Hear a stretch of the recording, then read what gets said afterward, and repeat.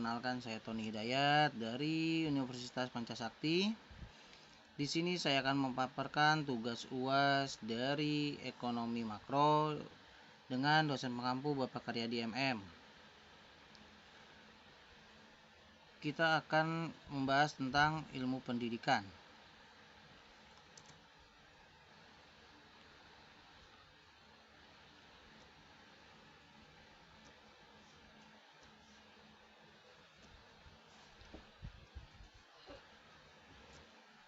Pasar dalam ekonomi makro. Dalam modul ini akan dibahas konsep dasar ekonomi makro. Jenis-jenis pasar yang meliputi pasar tenaga kerja, labor market, pasar komoditas, commodity market, dan pasar keuangan, financial market. Ekonomi makro, pasar persaingan sempurna, pasar monopoli, pasar persaingan monopolistik, pasar oligopoli, ekonomi makro, pasar barang, pasar uang, pasar tenaga kerja. Pengertian pasar dalam ekonomi makro lebih luas dibandingkan dengan pengertian pasar dalam ekonomi mikro. Di sini kita tidak melihat pasar beras, pasar rokok, kretek, atau pasar motor secara sendiri-sendiri. Dalam ekonomi makro, rumah tangga, perusahaan, dan pemerintah berinteraksi melalui 3 jenis pasar, yaitu tenaga kerja, pasar komoditas, dan pasar keuangan dan pasar modal. 1. Permintaan tenaga kerja. Permintaan tenaga kerja menggambarkan jumlah maksimum tenaga kerja di mana seseorang pengusaha bersedia untuk mempekerjakannya pada setiap kemungkinan tingkat upah dalam jangka waktu tertentu. Permintaan tenaga kerja merupakan permintaan turunan dan permintaan output atau komoditas. Oleh karena itu, untuk memahami permintaan secara detail, maka harus juga memahami permintaan terhadap output tenaga kerja bersama-sama input lainnya.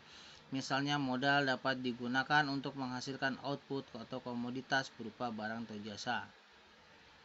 Q sama dengan F atau dalam kurung K atau L, di mana Q sama dengan output maksimum yang dapat dihasilkan dari kombinasi input K dan L yang tersedia pada kondisi teknologi tertentu.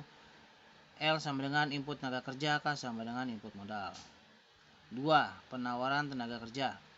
Penawaran tenaga kerja berasal dari rumah tangga individu atau angkatan kerja, labor force.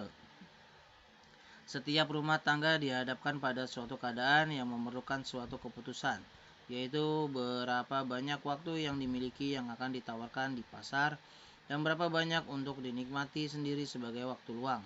Dengan kata lain, penawaran tenaga kerja adalah jumlah maksimum tenaga kerja yang para pemilik tenaga kerja siap untuk menyediakannya pada berbagai kemungkinan tingkat harga atau upah pada periode waktu tertentu. Pallant dan Mark 1990. Untuk menjelaskan penawaran tenaga kerja, model yang seringkali digunakan adalah model mengenai alokasi waktu yang dikembangkan oleh Gary S. Becker yang merupakan model neoklasik. Dalam model pilihan individu sangatlah bermanfaat untuk membagi barang-barang yang dikonsumsi oleh anggota rumah tangga ke dalam 2 kelompok, yaitu barang-barang pasar dan waktu non-pasar.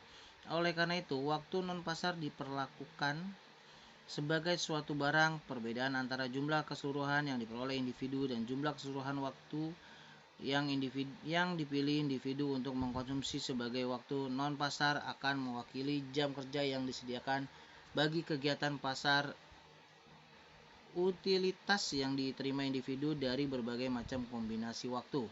Non-pasar dan barang-barang pasar dapat dilukiskan dengan penggunaan suatu alat, yaitu kurva indifferent. 3. Keseimbangan pasar tenaga kerja. Permintaan tenaga kerja dan penawaran tenaga kerja secara bersamaan akan menentukan tingkat upah, keseimbangan, dan pengguna jasa tenaga kerja. Keseimbangan di pasar tenaga kerja terjadi jika permintaan jasa tenaga kerja sama dengan penawaran jasa tenaga kerja, yaitu di titik W atau N.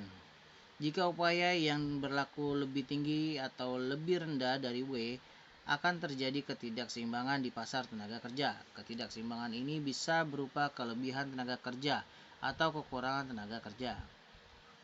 B. Pasar komoditas. Output komoditas mengalir dari perusahaan kepada rumah tangga melalui apa yang biasanya dikenakan sebagai pasar komoditas. Pasar komoditas adalah pasar yang menjual produk dalam bentuk barang dan jasa. Merupakan rumah tangga dan pemerintah membeli barang dan jasa dari perusahaan di pasar komoditas, di mana perusahaan yang menyediakan atau menjualnya. Pasar komoditas dapat dibagi lagi menjadi 3 macam, yaitu pasar barang nyata atau real. Pasar barang nyata adalah pasar yang menjual produk dalam bentuk barang yang bentuk dan fisiknya jelas. Contohnya adalah pasar Kebayoran Lama, pasar Senen, pasar Malam, pasar Kaget, dan pasar-pasar lainnya. Pasar barang abstrak. Pasar barang abstrak adalah pasar yang menjual produk yang tidak terlihat atau real secara fisik. Contoh jenis pasar ini adalah pasar komoditas yang menjual barang semu seperti pasar karet, pasar tembakau, pasar timah, pasar kopi, dan pasar-pasar lainnya. Pasar jasa. Pasar jasa adalah besaran yang menjual produknya dalam bentuk penawaran jasa atau suatu kemampuan. Contoh pasar jasa rumah sakit menjual jasa kesehatan, pangkalan ojek yang menawarkan jasa transportasi sepeda motor, dan pasar-pasar lainnya. 1. Penawaran komoditas berasal dari pelaku ekonomi, yaitu perusahaan yang menghasilkan suatu komoditas. Dalam jangka pendek, asumsi modal konstan. Jumlah komodisi dihasilkan perusahaan tergantung pada jumlah dan produktivitas input lainnya. Secara matematis, hubungan antara komoditas dengan input atau faktor produksi adalah sebagai berikut. Y sama dengan PDB sama dengan F atau L atau K. Permintaan komoditas. Permintaan komoditas adalah ekonomi terbuka, merupakan permintaan yang berasal dari rumah tangga, individu atau konsumsi. Permintaan yang berasal dari perusahaan investasi. Permintaan yang berasal dari pemerintah untuk membeli barang dan jasa, dan pemerintah neto dari luar negeri. Secara matematis, permintaan komoditas tersebut dirumuskan sebagai berikut. YD sama dengan C ditambah I tambah G tambah X atau dikurang M, di mana YD permintaan komoditas, C pengeluaran untuk konsumsi, I pengeluaran untuk investasi, X ekspor neto, dan selisih dari ekspor dengan impor. Konsumsi mewakili adalah pembelanjaan barang dan jasa oleh rumah tangga. Barang mencakup pembelanjaan rumah tangga pada barang yang tahan lama seperti kendaraan dan perlengkapan, dan barang-barang tidak tahan lama seperti makanan dan pakaian. Sementara jasa mencakup barang yang tidak berwujud konkret seperti potong rambut dan perawatan kesehatan. 4. Investasi adalah pembelian barang yang nantinya akan digunakan untuk memproduksi lebih banyak barang dan jasa.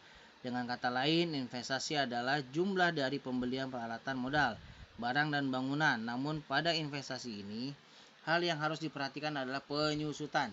Belanja pemerintah government spending mencakup belanjaan barang dan jasa oleh pemerintah, baik pemerintah pusat atau pemerintah daerah. Belanja pemerintah ini termasuk upah pekerja pemerintah, gaji pegawai negeri, dan pembelanjaan untuk kegiatan umum. Ekspor neto merupakan pembelian produk dalam negeri oleh orang asing dikurangi dengan pembelian produk luar negeri oleh warga negara domestik. Dengan demikian, ketika rumah tangga perusahaan domestik atau pemerintah membeli sebuah barang atau jasa dari luar negeri, hal tersebut akan mengurangi ekspor neto. Penjelasan lebih detailnya mengenai faktor-faktor yang menentukan permintaan komoditas CIG ekspor neto akan dijelaskan pada modul berikutnya. Pasar keuangan. Pasar keuangan dapat berarti selalu sistem pasar yang memfasilitasi terjadi perdagangan antar produk dan turunan keuangan, seperti misalnya bursa efek yang memfasilitasi perdagangan saham, reksadana yang memfasilitasi perdagangan obligasi. Selain itu, dapat berarti pertemuan antara pembeli dan penjual untuk memperdagangkan produk keuangan dalam berbagai cara, termasuk penggunaan bursa efek secara langsung antara penjual dan pembeli. Terdapat 2 macam pasar yang merupakan pasar keuangan, yaitu pasar uang dan pasar modal. Pasar uang, apa yang dimaksud dengan pasar uang? Pastilah Anda semua sudah mengerti yang dimaksud uang ketika headlines di beberapa surat kabar menyebut bahwa Abu Rizal Bakri menjadi salah satu orang terkaya di Indonesia. se-Asia, pastilah Anda semua mengidentikan beliau dengan banyak uang, sehingga beliau mampu membeli hampir segala sesuatu yang beliau inginkan.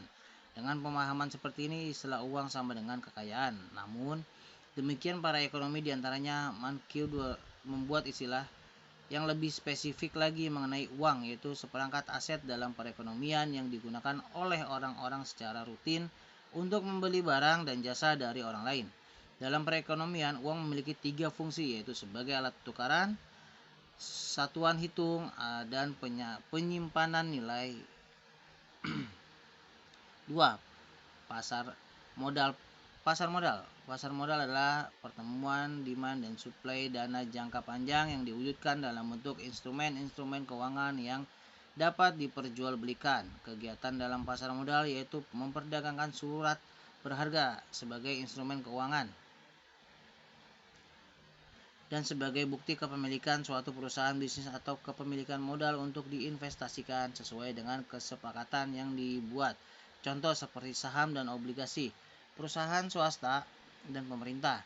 Di pasar ini rumah tangga membeli saham dan obligasi dari perusahaan atau rumah tangga, perusahaan dan pemerintah menyalurkan dananya ke pasar modal dengan harapan mendapatkan keuntungan. Rumah tangga, perusahaan, dan pemerintah juga bisa meminjam dana dari pasar ini. Dengan kata lain, pasar modal ini merupakan pasar untuk berbagai instrumen keuangan jangka panjang yang bisa diperjualbelikan baik dalam bentuk uang, utang, ataupun modal sendiri.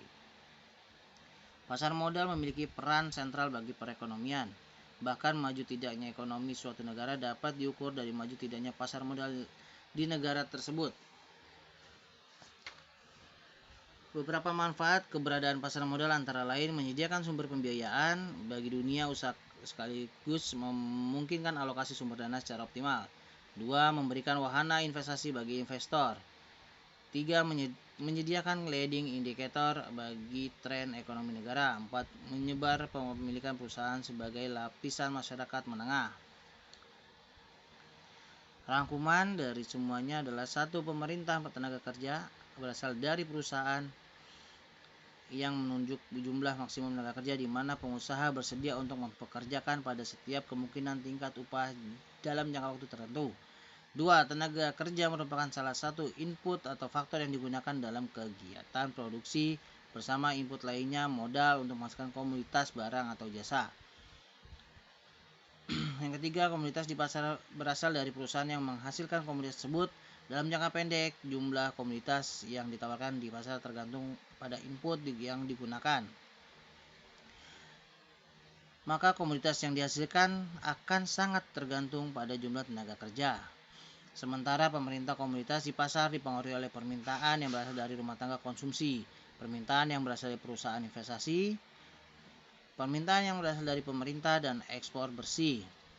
Yang keempat, pasar keuangan meliputi pasar uang dan pasar modal.